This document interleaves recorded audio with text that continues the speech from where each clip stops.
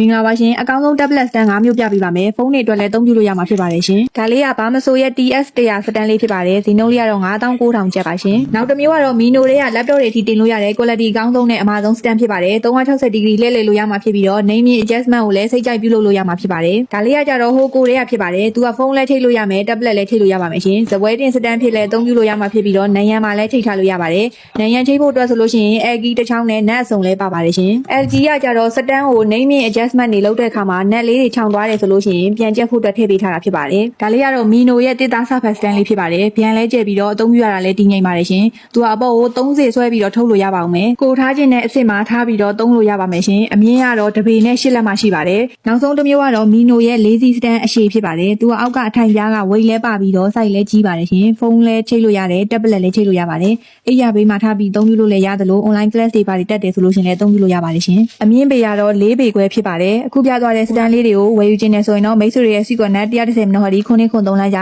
မန္တလေးမြို့မှာလာရောက်ဝယ်ယူအားပေးနိုင်ပါပြီရှင်နေရာမှာလည်းဆိုလို့ရှိရင်လည်း WePost Delivery Ninja Delivery နဲ့ရောက်တဲ့မျိုးကြီးများအားလုံးကိုအိမ်ရောက်ငွေချေနဲ့ပို့ပေးပါတယ်ရှင်ဝယ်ယူကြည့်ရှုရသူများအားလုံးကိုကျေးဇူးများကြီးတင်ပါတယ်ရှင်